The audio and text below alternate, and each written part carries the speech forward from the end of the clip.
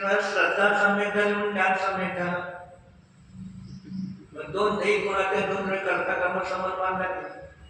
मिथ्या दृष्टी बैराग म्हणजे मताच्या बाहेर कुंद कुंदाचे ते सांगतात करता कर्माधिकार. मग काय सांगितलं?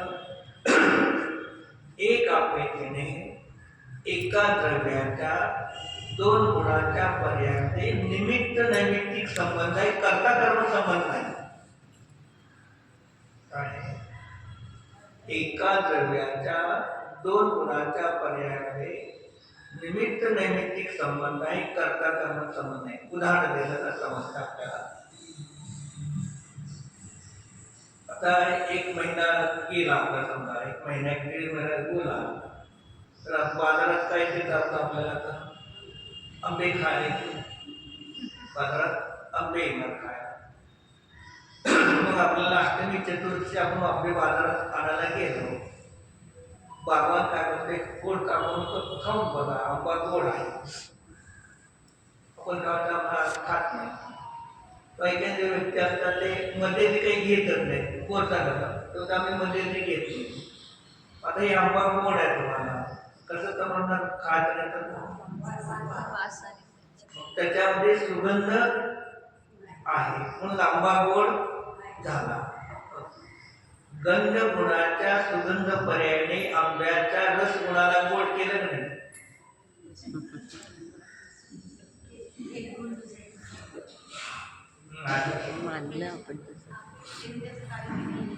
सुगंध गंध गुणाची पर्याय आणि गोड रस गुणाची पर्याय आहे.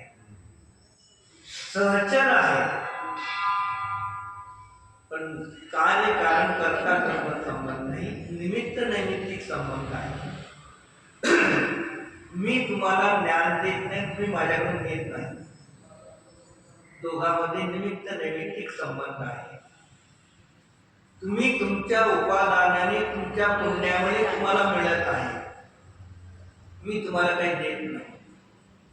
मी जर तुम्हाला दिला असतं ज्ञान, चष्मा आहे वस्त्र पकडे त्याला ज्ञान व्हायला पाहिजे ना, का होत नाही?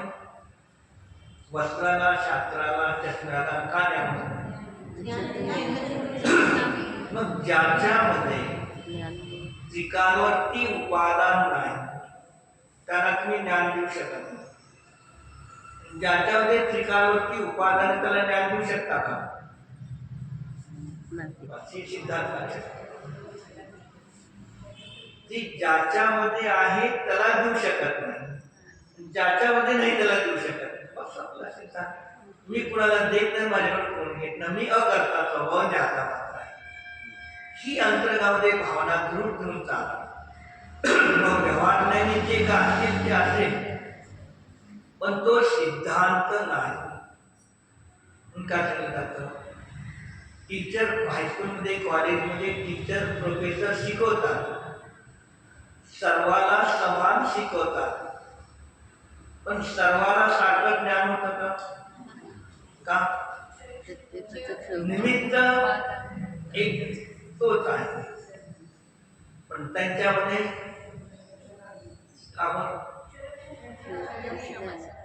मग त्याने सारण क्षोभम लक्षण योग्यता ही तत्प्रतिनियामकम अर्थ व्यवस्थापयती.